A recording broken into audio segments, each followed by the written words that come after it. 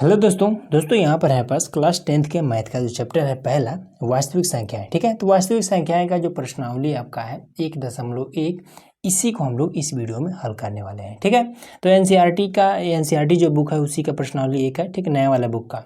तो चलिए यहाँ पर हमारे पास क्वेश्चन है जिसमें से कहता है कि निम्नलिखित संख्याओं को अभाज्य गुणनखंडों के गुणनफल के रूप में व्यक्त कीजिए। ठीक है, गुणनफल के रूप में इसे व्यक्त करना है और इसका हमें गुणनखंड करना है। ठीक है, तो चलिए करते हैं। जैसे यहाँ पर 140 है तो 140 का अभाज्य गुणनखंड हमें इस तरीके से करना है। 140 लिखिए, सिंपल। आपको सबसे पहले छोटा अंक से काटते हैं। ठीक है, तो इसका छोटा अंक 2 से कट सकता है। हाँ, 2 से कट सकता है। 2 सत्ते 14, लास्ट में 0 बचा है, उतार देंगे। फिर 2 से काटेंगे। ठीक है, तो 2 से काटेंगे मतलब कि इसको आधा हो जाएगा। ठीक है, या फिर ऐसे भी कर सकते हैं। तो ये आपका 2 तियाँ 6 हो जाएगा। यहाँ पर बचा 1, 1 को 0 के आगे रखेंगे 10 हो जाएगा। ठीक है, तो 2 पचे 10 ऐसे भी हो जाएगा।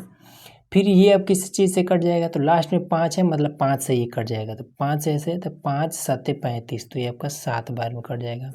फिर उसके बाद से 7 से करेंगे तो फिर 7 का नाम 7। ठीक, कह रहा है कि अभाज्य गुणनखंड इसका गुणनफल के रूप में व्यक्त कीजिए। यही इसका गुणनफल मिल जाएगा। तो इसको ऐसे लिखेंगे कि 2 जो है 2 बार है, तो इसके घात में ऐसे भी आप लिख सकते हैं। ठीक है, 2 की घात में 2, और ये गुणे में 5 गुणे में 7। बस सिंपल आपका आंसर हो गया। ठीक, इस तरीके से इसको करते हैं। 156 फटाफट करते हैं। सबसे छोटा अंक तो ये आपका 3 से कट जाएगा। ठीक है, 2 से तो कटने वाला नहीं है, तो 3 से जब काटेंगे तो ये आपका कितना हो जाएगा। ये 2 से भी कट जाना चाहिए। 2 से 14, 2 8 16, 2 से भी कट जाएगा, कोनो दिक्कत नहीं है। ठीक है, 3 से भी काट सकते हैं, कोनो दिक्कत नहीं है। 2 से अगर काटेंगे तो 2 सत्ते 14 हो जाएगा, बचेगा 1। तो 6 के पीछे जब 1 रखेंगे तो 16 हो जाएगा, तो 2 8 16 ऐसे भी कट सकते हैं।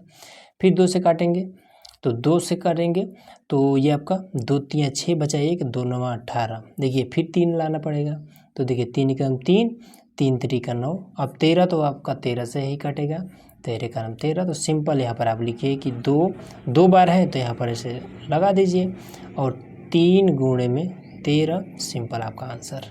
ठीक, अब इसको कर लेते हैं। तो यहाँ पर आपका 38 है और 25 है, तो लास्ट में 5 है तो 5 से काट लीजिए, कोनो दिक्कत नहीं है। तो 5 सत्ते 35। ठीक, दोनों अंक लिए हैं क्योंकि केवल 3 लेंगे तो 3 इससे छोटा है। तो 5 सत्ते 35, यहाँ पर 38 है, मतलब 3 बचा। अब 2 के आगे 3 रखेंगे तो 32 हो जाएगा। ठीक है, 5 छक्के 30। ठीक है, 7 बार में 35 हो जाएगा, तो अधिक हो जाएगा। तो 30 यहाँ पर 32 आया था, तो 2 बचा, तो 5 के आगे ये वाला 2 रखेंगे तो 25 हो जाएगा। 5 पचे 25, लास्ट में 5 है तो फिर 5 से काटिए। 5 एक नाम 5। ठीक, अब यहाँ पर 7 है, हमारा 5 है, मतलब 2 बचा, तो 6 के आगे 2 रखेंगे 26 हो जाएगा। तो 5 पचे 25, हमारा 25 आया, यहाँ पर 26 था, 1 बचा। अब 5 के आगे 1 रखेंगे तो 15 हो जाएगा। तो 5 तिहाई 15, ये आपका हो जाएगा। ठीक, अब इसको आप किस चीज़ से काटेंगे, तो लास्ट में 3 है, ये भी 3 से कट जाएगा। हाँ, तो 3 से काट लें, तो 3 पचे 15, दोनों कट गया, बचा 1, 3 का नाम 3। अब इसको ये वाला फिर से कट जाएगा 3 से, तो 3 एक नाम 3, बचा आपका 2, 1 के आगे 2 रखेंगे तो 21 हो जाएगा। तो 3 सत्ते 21। ठीक है, 17 तिया 51। अब 17 को 17 से ही काट लीजिए, तो यहाँ पर आपका कितना हो जाएगा। 5 जो है 2 बार है, तो इसको लिख देंगे 5 की घात में 2 गुणे में 3 भी 2 बार है, तो 3 की घात में 2 गुणे में 17, बस हो गया। ठीक है, अब इस तरीके से ये वाला भी कर लेते हैं। तो 5 0 0 और 5, लास्ट में 5 है, तो चलिए 5 से ये कट जाएगा। तो 5 से काटेंगे तो 5 एक नाम 5, ये 0 0 है तो 0 0 उतार देंगे, लास्ट में 5, 5 एक नाम 5।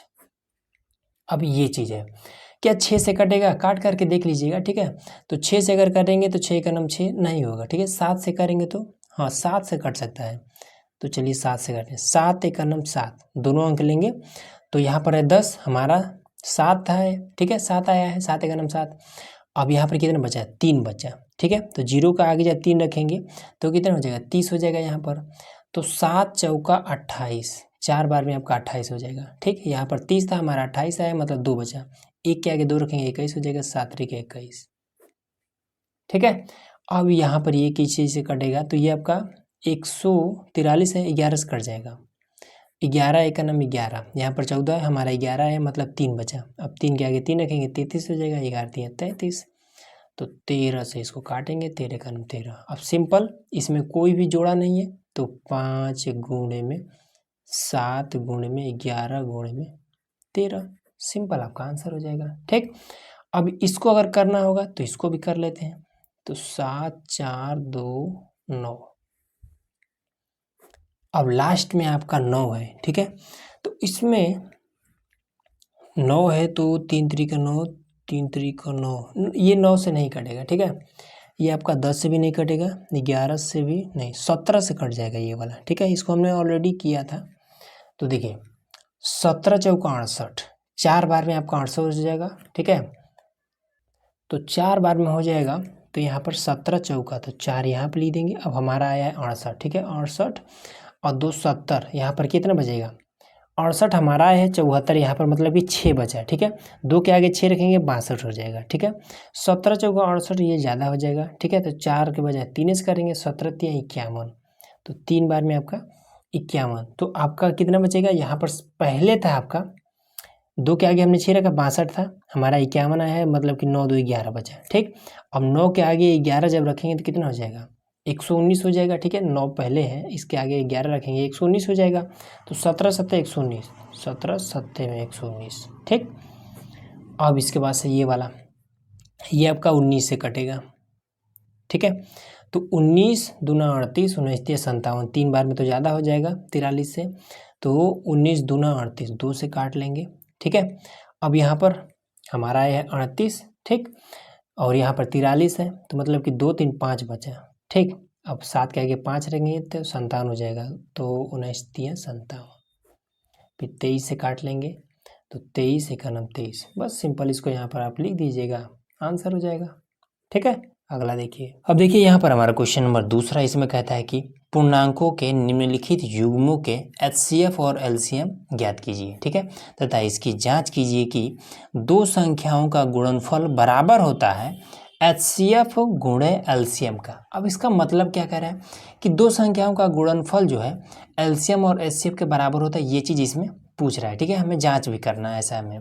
तो सबसे पहला चीज़ तो हम इसका LCM और HCF निकालेंगे इन दोनों का। ठीक, उसके बाद से इसमें कह रहा है कि दो संख्याओं का गुणनफल, मतलब कि ये जो दोनों संख्याएं हैं, अगर इन दोनों का आपस में गुणा कर दें तो क्या ये दोनों संख्याएं जो हमारा ये वाला LCM और HCF आया है, इसका अगर आपस में गुणा कर दें तो क्या इन दोनों के गुणनफल के बराबर होगा, ये चीज़ इस क्वेश्चन में पूछ रहा है। ठीक है, तो आइए इसको करते हैं।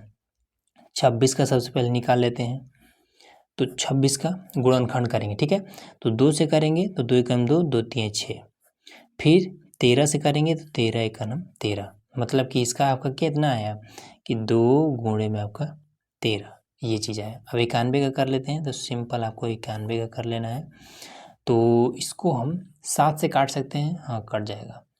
तो 7 एकम 7 बचा आपका 2, क्योंकि 9 है ना, 2 को 1 के आगे रखेंगे तो 21 हो जाएगा, 7 त्रिक 21, फिर 13 से काट लेंगे, 13 एकम 13। ठीक, अब यहाँ पर 7 गुणे में आपका 13। ठीक, अब सिंपल यहाँ से आपका HCF निकल जाएगा। तो देखिए HCF, तो HCF आपका कितना आएगा, देखिए जिसका जोड़ा बनता है उसी को हम लेते हैं, बाकी सब छोड़ देते हैं HCF में। तो 13 का जोड़ा बना है तो यहाँ पर आपका 13 हो जाएगा। LCM,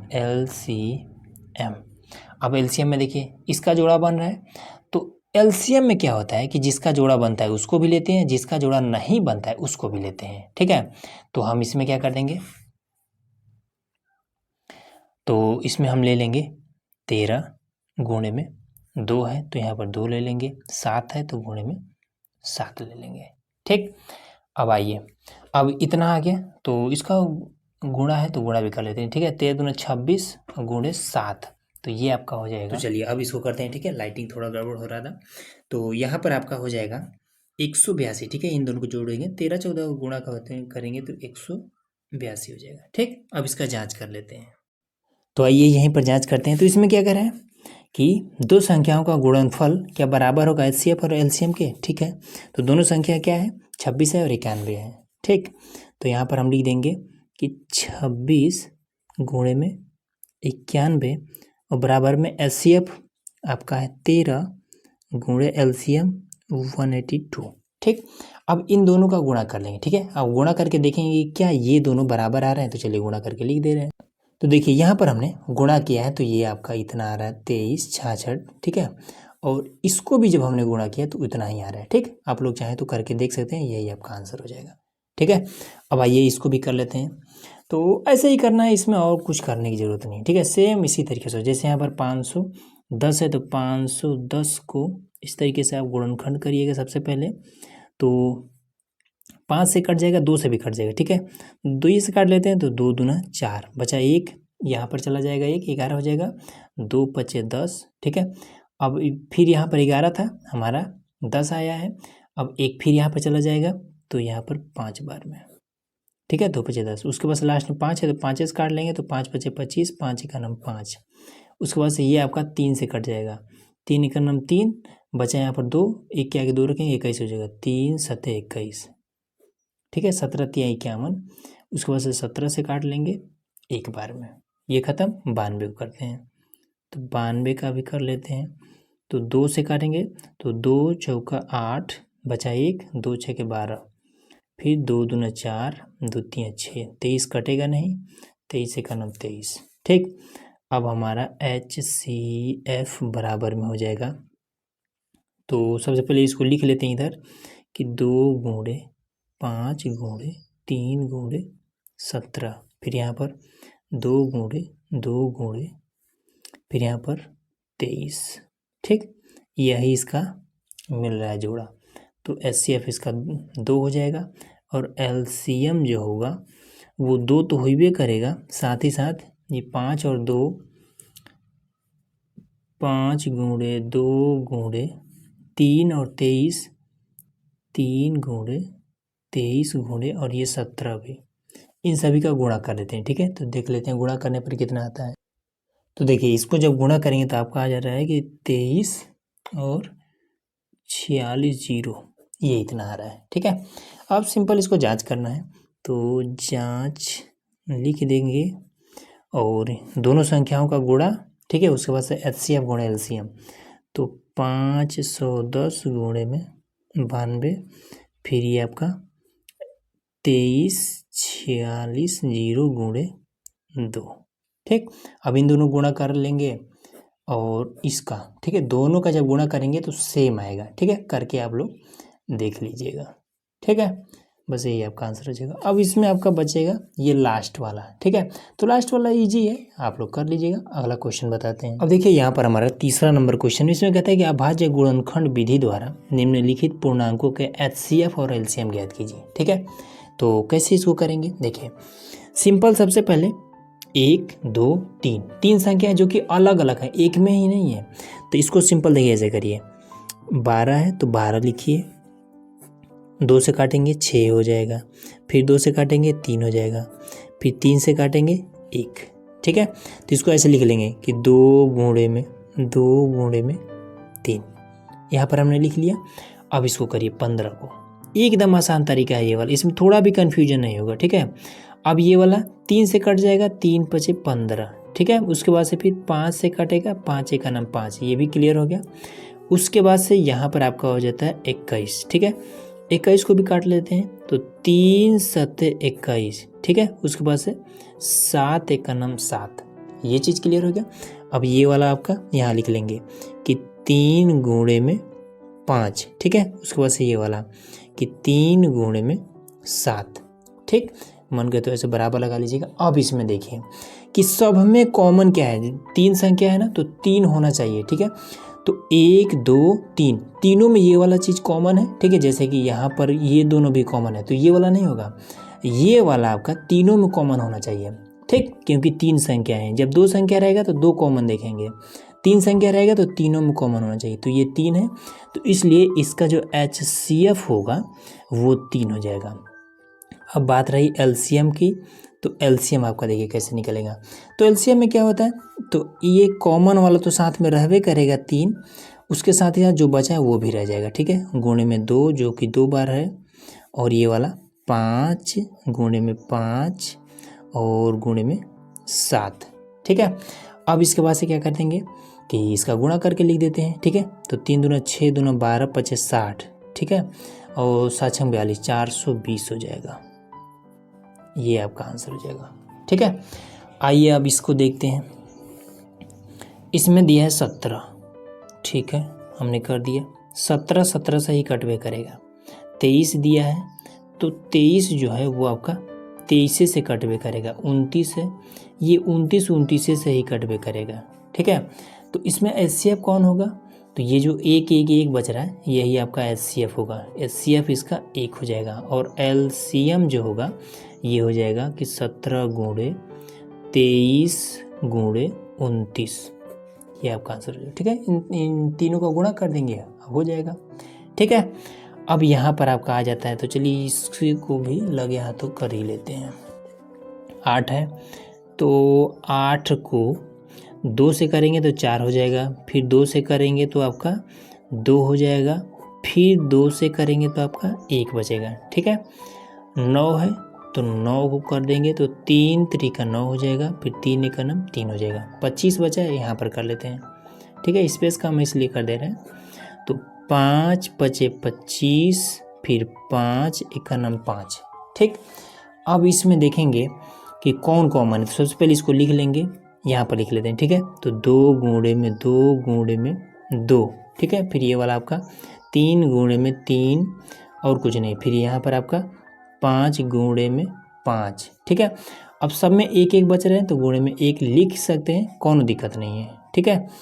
अब इसके बाद से बराबर यहाँ पर लगा लेंगे। अब देखेंगे कि तीनों में कॉमन क्या है, तो तीनों में कोनो कॉमन नहीं है। यहाँ पर 2 जो है ये 3 बार तो है लेकिन एक के में है, ठीक है, केवल इसी में है, सब में नहीं है, ठीक है। तो इसलिए ये 2 भी नहीं होगा। यहाँ पर 3 है, 2 ये है, 5 है, 2 ये है, ठीक है। सब में कोई भी चीज़ कॉमन नहीं है, बस एक के अलावा ये एक जो है ये इसमें कॉमन है, ठीक है, तीनों में। तो इसका हो जाएगा सिंपल। तो HCF बराबर में आपका 1 हो जाएगा, और LCM जो होगा वो ये सभी हो जाएगा। तो 2 दूनी 4 दूना 8 8 लिख लीजिए, गुणे में 3 3 9 लिख लीजिए, और 5 5 25 लिख लीजिएगा। सिंपल आपका ये आंसर हो जाएगा, ठीक है। अगला हमारा क्वेश्चन नंबर 4, इसमें कहता है कि HCF, इन दोनों का जो HCF है ये 9 है, ठीक है। कह रहा है कि अब इन्हीं दोनों का LCM कितना होगा, ठीक है। तो देखिए इस क्वेश्चन को हम 2 तरीके से हल कर सकते हैं, ठीक है। पहला तरीका जो है, अगर आपको ये वाला फॉर्मूला पता है तब, ठीक है, कि दोनों संख्याओं का गुणनफल जो कि इसी में है आपका, तो देखिए वो फॉर्मूला ये वाला है, ठीक है। तो देखिए इसमें दोनों संख्याओं का गुणनफल मतलब इन दोनों का आपस में ऐसे गुणा कर देना है, ठीक है। देखिए इसको एकदम विस्तार रूप से करते हैं, तो दोनों तरीका बता देता हूँ, ठीक है। लिखना है माना, इसमें LCM पूछ रहा है ना, तो LCM हमें नहीं पता है कितना है, तो हम मान लेंगे कि माना LCM बराबर में x है, ठीक है। अब क्या कर देंगे, दोनों संख्याओं का गुणनफल मतलब कि 306 गुणे में 657, ठीक है। और दूसरा HCF गुणे LCM, तो HCF दिया है ना कि 9 है, तो 9 लिख देंगे, ठीक है। LCM जो है x हमने मान रखा है, तो यहाँ पर x कर देंगे, ठीक। अब इन दोनों का गुणा कर देंगे, उसके बाद से देखिए आगे करते हैं इसको। तो चलिए इसका जब गुणा करेंगे तो आपका आ जा रहा है 201,042, ठीक, बराबर में आपका 9x, ठीक है। अब 9 को इधर बुला लीजिए, तो ये इसमें भाग करने लगेगा, तो 201,042 बटे में 9 बराबर में आपका x, ठीक है। अब क्या करेंगे, 9 से इसमें भाग कर देंगे, आपका आंसर आ जाएगा, ठीक है। तो 9 से करेंगे तो 9 दूना 18 बचा आपका 2, फिर यहाँ पर 21 हो जाएगा, 9 दूना 18, उसके बाद से बचेगा 3, ठीक है। तो 3 में हम क्या करेंगे, 0 के आगे 3 है 30 हो जाएगा, ठीक है। 9 3 27 हो जाएगा, बचा 3, फिर आपका 9 3 27, तो 9 3, फिर यहाँ पर 9 3 27 हो जाएगा।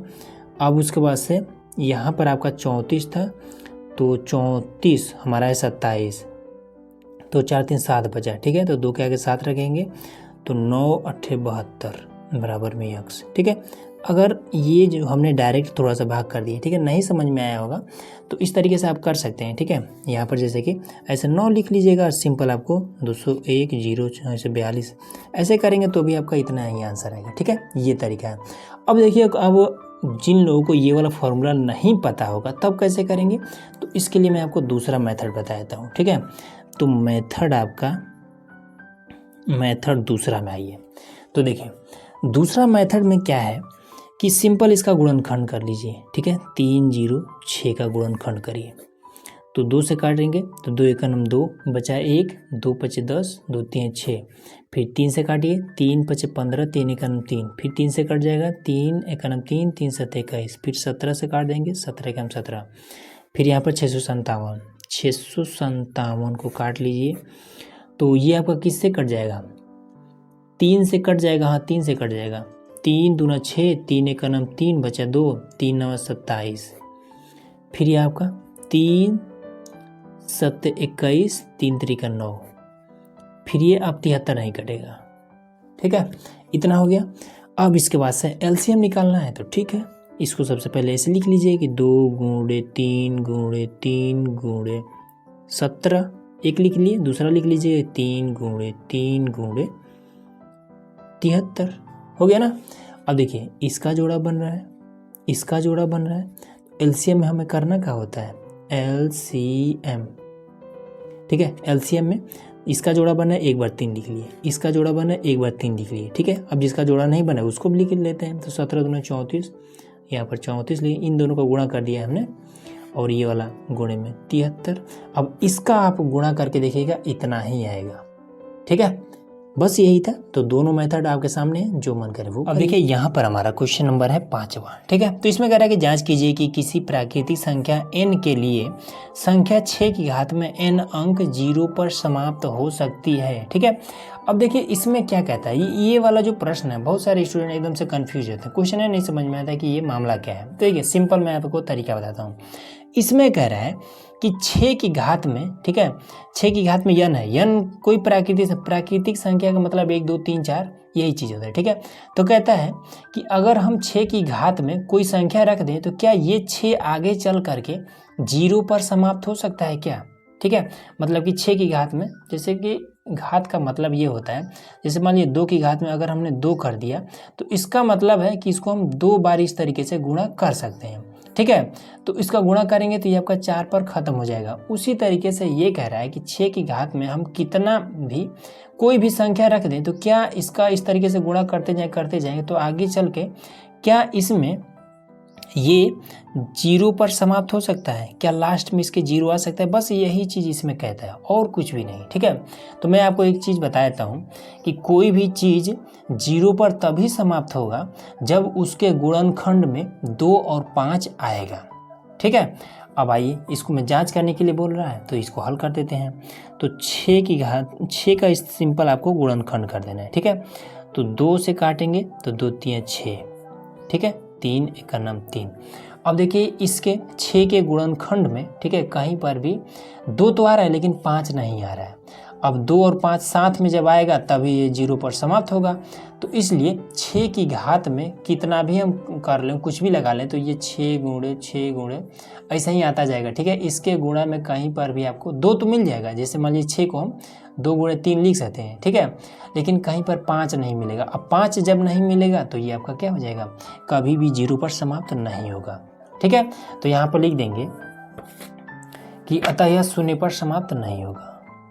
तो देखिए यहाँ पर हमने लिख दिया, ठीक है, कि अतः यह 0 पर समाप्त नहीं होगा क्योंकि इसके गुणनखंड में 2 तथा 5 नहीं आ रहा है, ठीक है। आप चाहें तो ये भी लिख सकते हैं कि 5 नहीं आ रहा है क्योंकि 2 तो आइए जा रहा है, ठीक, ऐसे भी लिख सकते हैं तो भी कोई दिक्कत नहीं, बस इतना ही आपका आंसर हो जाएगा।